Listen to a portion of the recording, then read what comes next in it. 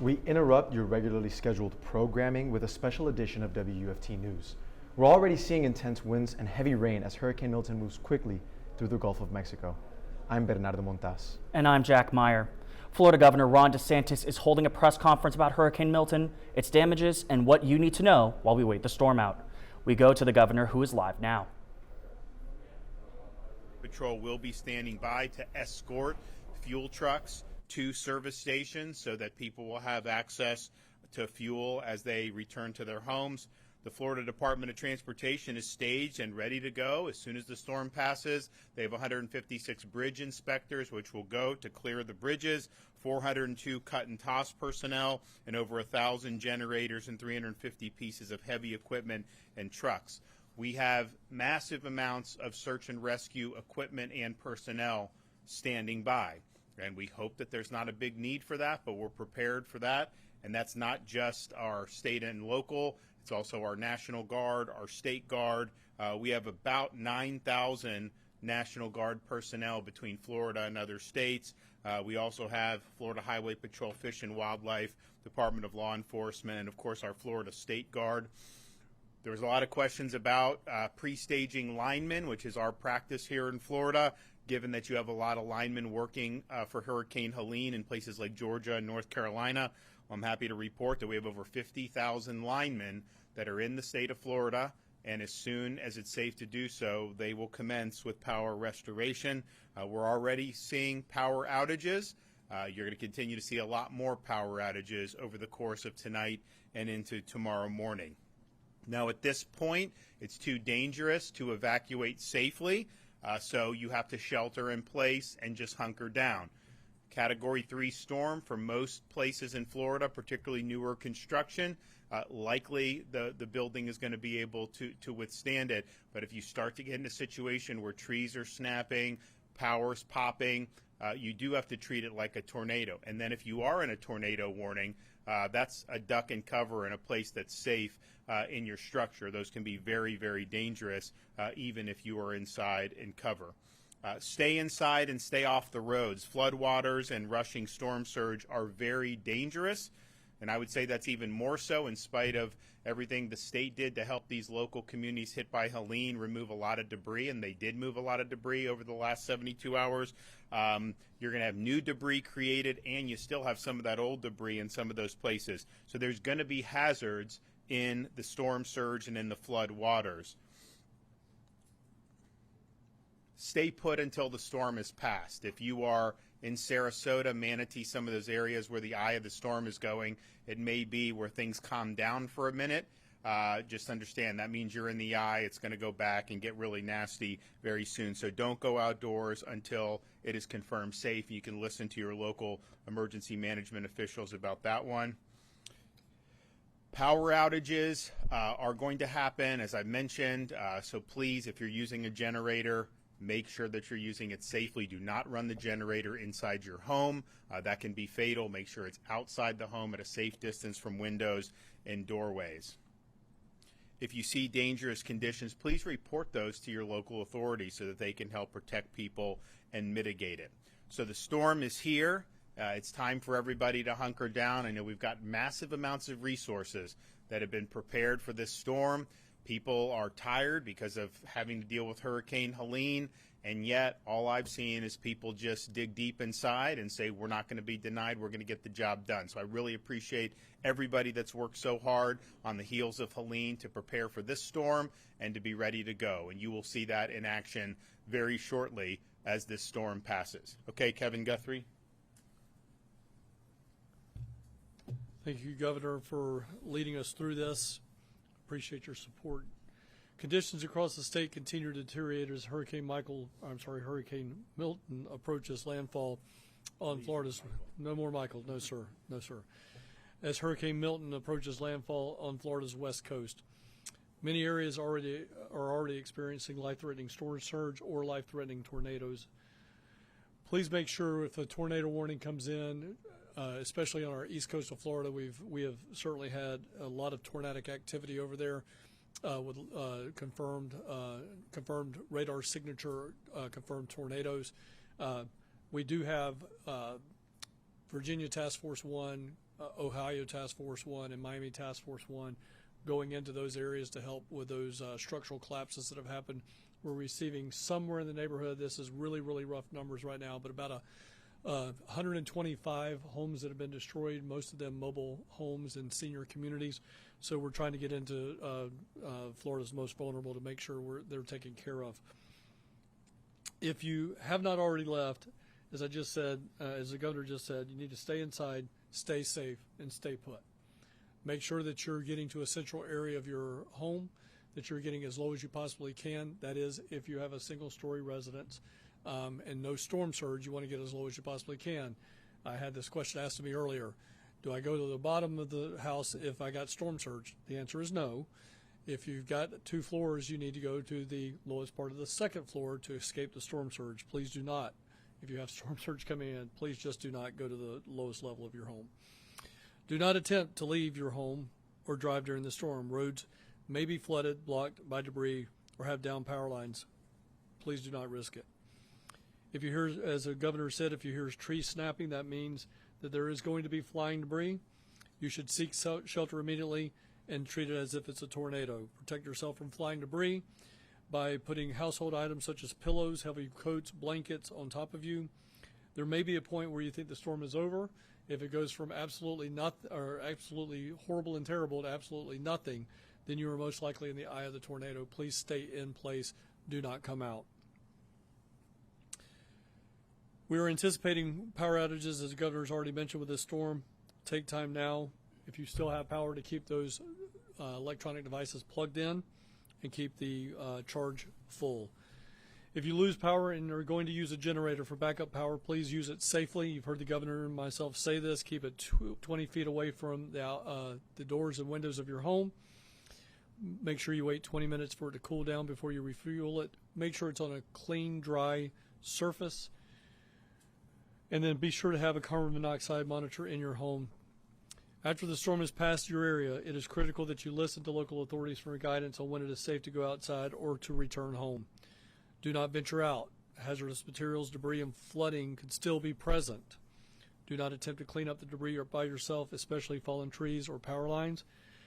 If you see a dangerous condition, please report them to your local authorities utilizing your 911 lines or non-emergency lines. Residents needing information can continue to call our State Assistance Information Line, which will be open for most likely weeks. That number is 1-800-342-3557. That's 1-800-342-3557. Please follow the agency on X and Instagram at FLSERT and on Facebook at FDEM. That is the best way to go and catch up on latest up-to-date information from the division. If you do not have access to that, but you have access to the internet, please make sure you go to floridadisaster.org/updates. Floridians, we are with you. We will be with you. The state of Florida is leading the way on this charge. Please know that we're coming as fast as we possibly can. There's going to be places that we just cannot get to until the winds die down. But as I've already mentioned, there are strong winds. There are banding rains. But we have the men and women of Florida Task Force 1 out of Miami-Dade, as well as members from the Ohio and Virginia Task Force going into harm's way to help you out. We will continue to do that all night long. I will be here throughout the night along with my team. Governor, it's been a pleasure working with you to this point, but I also want to say thank you for your leadership, and I know that you're not going to go anywhere anytime soon, and I appreciate your leadership. Thank you, sir. So we are staged with massive amounts of search and rescue assets, not just with the cities and counties and their considerable resources, all the state assets for our state agencies and National Guard, as well as urban search and rescue teams. And so we will be ready to help people who are in harm's way, and hopefully we don't have a lot. I know a lot of people did heed the call to leave, but that will be a priority to save lives. We also have a record number of people there for the restoration of power. These linemen, people love seeing the linemen coming in on the interstate. It's a great sight. They will get to work, get their power resumed as quick as possible. And then we have massive amounts of fuel on standby that we can use, but we also want to make sure these ports get up and running. I mean, we'll see what the damage is to Manatee and to Tampa. We have been discussing, and Kevin and his team have been discussing with our federal partners like the Army Corps and some of these agencies some expectations about getting these ports back. And I think there's a difference between kind of Florida expectations, which is like we get this stuff done quick, and maybe how the federal bureaucracies have typically worked. But I think that we have had very good conversations. I think there is a sense of urgency with some of the federal agencies as well, but we want to get these ports back open as quickly as possible. We're going to have to assess some damage. Now, the track of this storm, the fact that it is Sarasota, perhaps the Port of Tampa is not going to take a major hit like it would have if it was a direct impact, but we'll see. Manatee is probably going to be a little bit closer to where it's getting some of the big impact, but we think it's really important that all services are be able to resume, and we have contingencies to be able to get fuel in where it needs to go, but it'd sure be a lot easier if we just get that coming into the ports. And so those are all going to be priorities from here on out. So if you are watching this, just hunker down. If you're in the path of this storm, it's dangerous outside. There's going to be a lot of hazards. Even when it passes, if there's floodwaters, be very careful about any of that. Help is on the way. We're going to get everyone back, get everyone up on their feet again, and we'll mitigate the damage as best we can. The president said that he has spoken with you. Have you talked about getting...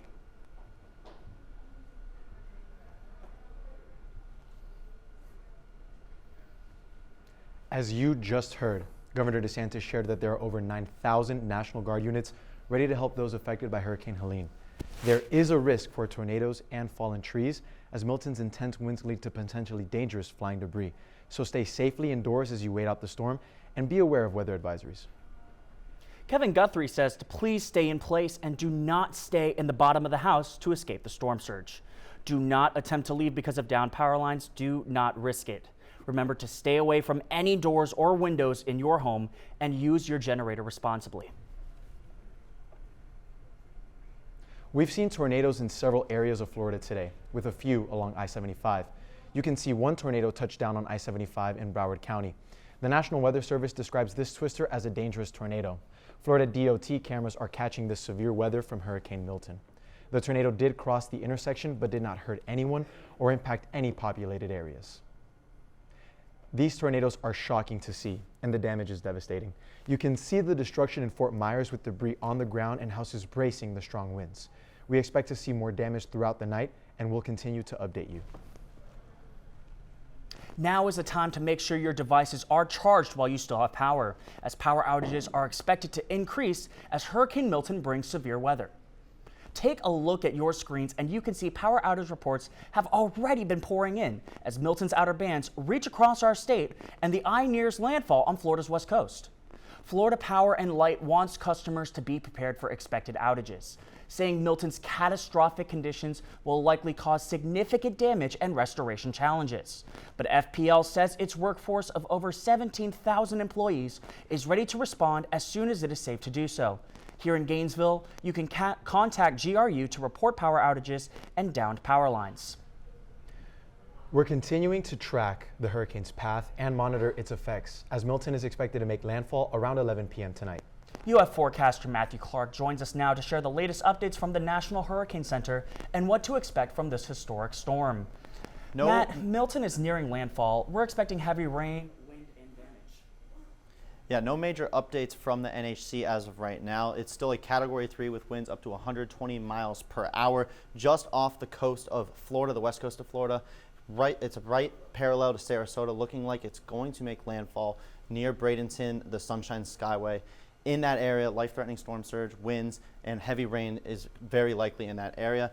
Thursday morning, it's off into the Atlantic coast as a Cat 1, so as it moves across Florida, it's still a hurricane, and it doesn't become past a hurricane until it's all well off into the Atlantic as a post-tropical depression and gets out of our area by the weekend. Central pressure is 952. It's moving pretty fast at 15 miles per hour right now. Storm surge in Tampa, in the Tampa areas, likely expected Sarasota, Siesta Key up to 13 feet, especially if the eye of that storm is just to the north of it. All that wind and rain is going to get pushing all that water into Sarasota and Siesta Key. I overlaid the track. I drew a center. Let's assume the center makes landfall right over Bradenton. Counterclockwise circulation around the storm. You have all these winds and rain and storm surge getting pushed into Siesta Key, Sarasota, Manatee County. Still life-threatening storm surge north in Tampa. There is an offshore wind, which would be the best case scenario for Tampa, it being south of there. However, with the winds, the rain, it's still a life-threatening situation. You need to be inside at this point as we are nearing landfall really soon. For our area, though, 1 to 3 feet from Cedar Key up through the Big Bend, which Helene had way more impacts than Milton. Milton kind of Helene paralleled the coast. Thankfully, Milton is down south further than our area. Crystal River could see 3 to 6 feet of storm surge. Winds going to be a major issue for the Suncoast, Tampa, Sarasota, and Port Charlotte. For us in our area, though, sustained winds of tropical storm force winds, 39 to 57 miles per hour here in Gainesville. The further south you go, the stronger those tropical storm force winds are. Ocala could see some strong tropical storm force sustained winds and hurricane force wind gusts. Wind field is very large with Milton right now. This white is all hurricane force winds, and as it makes its way towards landfall, this says 1 a.m. still, but it is going to be sooner than 1 a.m., likely 11 p.m. tonight. Still large wind field as it makes its way across the state. We could have those tropical storm force sustained winds still as we head into early parts of Thursday morning, and those winds are going to remain constant as we head into early Thursday afternoon. Those winds are going to die down as we head into Thursday night when the storm makes its way off into the Atlantic. Rainfall has been the major issue for us so far. There was a tropical low that moved its way across the state just a few days before Milton did. So we've already seen upwards of 2 inches of rain over the past 3 days in Gainesville, 3.5 inches in Ocala, 2.9, about 3 inches in the Villages. Spring Hill, the further south you go, the more rain they got. So this ground is already saturated, which means any additional rainfall is just going to run off. Trees could be loose from the soil. Those roots could collapse trees with any sort of wind. So it doesn't need to be strong hurricane force winds to collapse trees because that soil is so wet. It's been like this on our live radar since about 8 a.m. this morning with gusts of heavy rain, some light rain, some heavy rain. Ocala seeing some heavy rain right now. Gainesville as well, some light rain outside. Winds are going to start to pick up though as we head into our Thursday early morning hours. Infrared satellite of the storm is very disorganized right now because of all the dry air and wind shear that it is developed in right now. It's taking it apart right now. It's still strong category 3 though, still very serious storm. Here's the dry air I was talking about. You can see part of this being dragged into Milton right now as Milton is making its way towards landfall, and the eye is a very large eye. That's because all this dry air down south is not allowing Milton to have much rain down here. However, most of these wind gusts are 115 miles per hour still, sustained category 3 hurricane force winds. Now it doesn't make landfall until the minimum central pressure crosses land, and right here is our minimum central pressure. It's this tight little circulation. So as that makes landfall, that's when Milton will officially have made landfall. Part of the eye wall is already covering Bradenton, St. Pete, and Tampa, seeing life-threatening winds and storm surge down south there. Future track, Milton still off the coast. We're going to start to see that landfall in the next couple of hours as it heads through our state on early Thursday morning. Going to have that rain here in Gainesville continuing through Thursday around midnight up until about Thursday around 1. Could have a couple lingering showers from Milton, but the tropical storm force winds are going to remain pretty constant as we head into the early Thursday afternoon hours.